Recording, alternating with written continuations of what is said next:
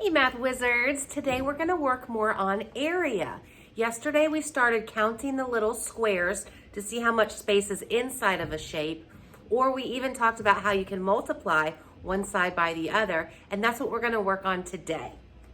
So you need your math book out, and we're going to be on page 222. Let's see what our robot has to say.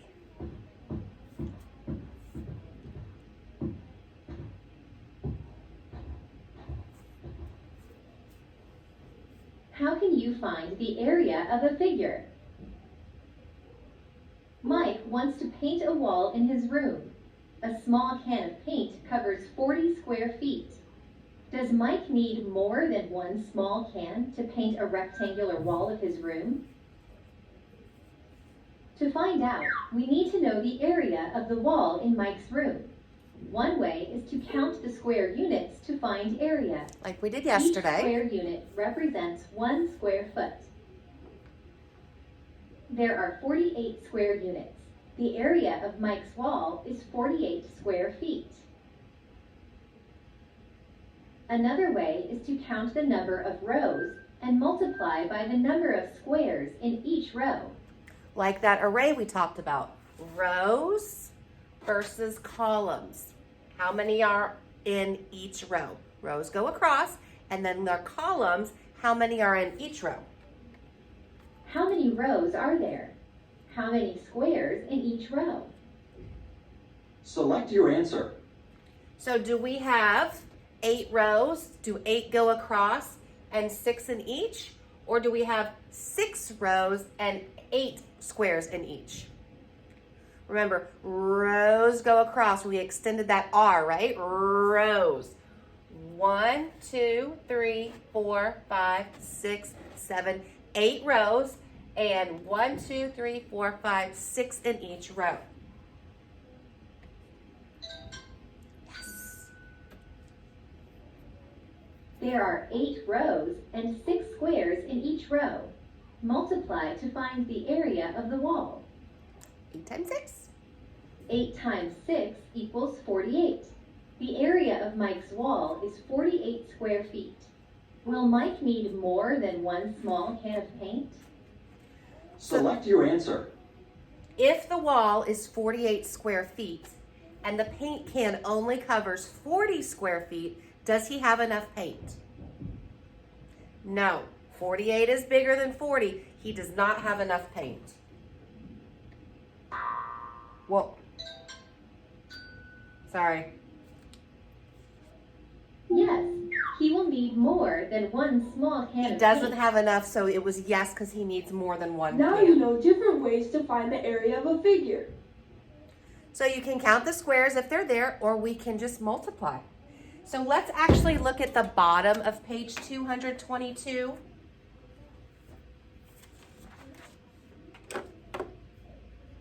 And there's a problem there, a quick one. Sorry. Okay, here we go.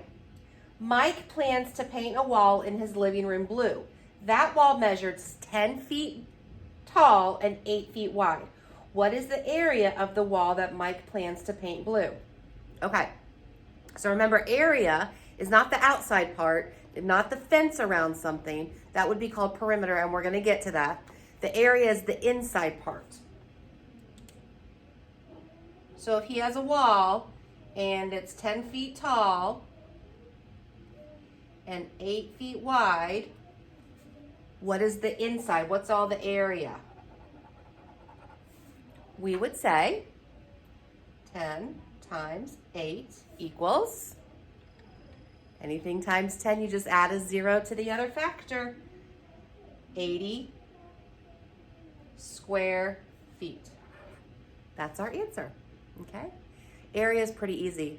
One side multiplied by the other. Okay, let's look at the next page for a few more problems to practice. And then you'll get to independently work. At the top,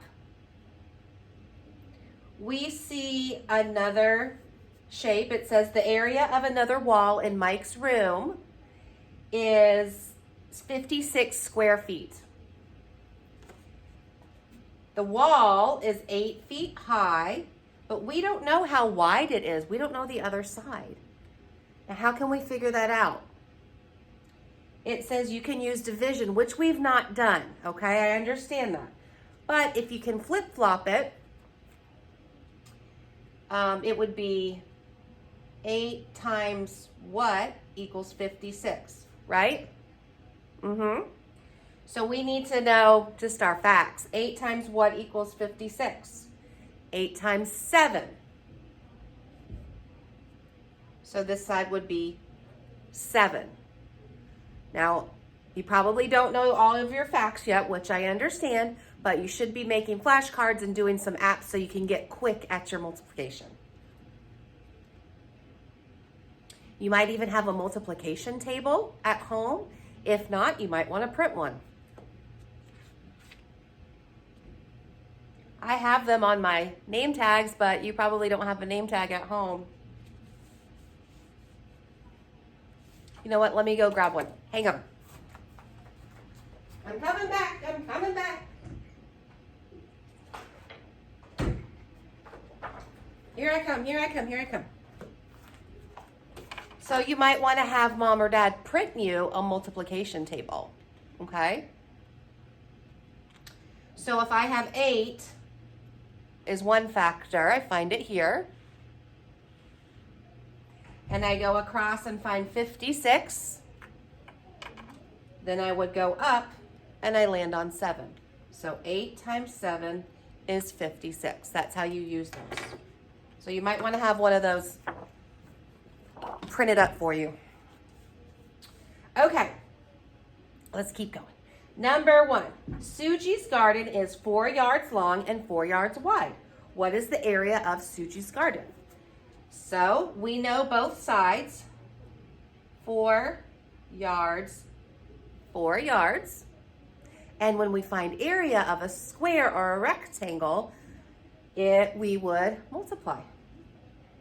4 times 4 equals, you know 4 times 4?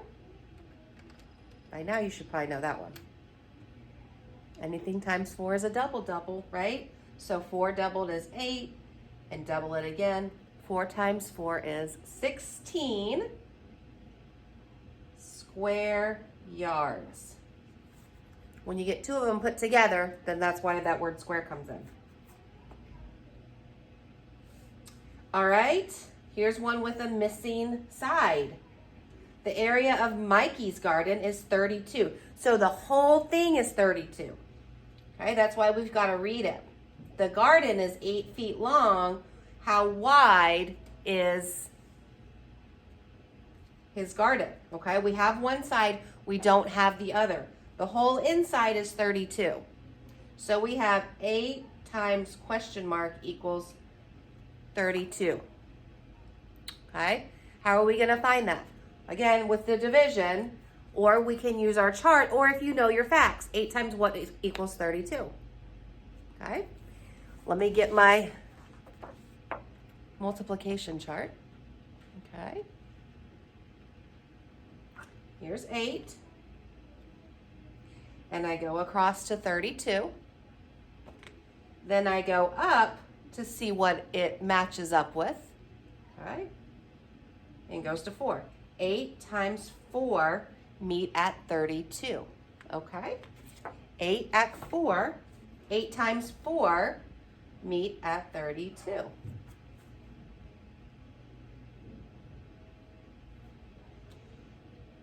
All right, let's look at 3 and 4. We have the sides for there. So our area, again, one side times the other. You don't add them up. So we would say 7 times 3 .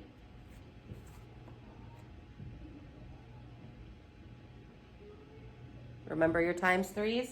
Double the other factor and then add it again. Right?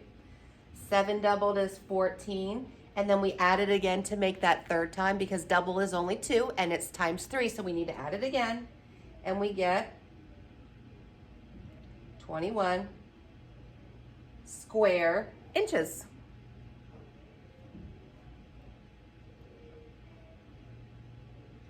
All right, let's look at number 4. Length times width, so our area would be 6 times 9. Lots of different times 9s tricks. Remember one of them, you can do 6 times 10 and then take 6 away because it's 9 times. You can do your finger trick. 1, 2, 3, 4, 5. 1, 2, 3, 4, 5, 6. And I get 5 10s and 4 1s, so I get 54 square feet. Let's see if you remember that. So 9 is almost to 10. It's 1 more to 10, right? So if I change that to 10, I would get 6 times 10 equals 60. But I'm taking 6 away because I went up 6 times to make it 10, 6 times. That's why I have to take the 6 away. And I still get 54, okay? If that way is confusing, that's okay. You don't have to learn that way, okay? Okay, the rest is for you to practice. Area is not too bad. It's just multiplication. So you're going to solve 5, 6, and 7. 5, 6, and 7. And look at number 7. It's got that missing side. So remember how we did those 2 problems up top? 7 times what equals 35? Hopefully you remember some of your tricks. Anything that ends in a 0 or a 5. Remember? Okay. So you're going to finish 5, 6, and 7 and turn it over to the back. You're also going to do 8, 9, 10, and 11. Okay? 8, 9, 10, and 11. So you only have 1, 2, 3, 4, and then the 3 on the front, so you only have 8 problems to do. And if you love area so much, you can practice in your workbook too. Make sure you get it checked. It's not too bad. Remember, just length times width. And when you're reading these word problems, just read them really carefully because you might have more than one step.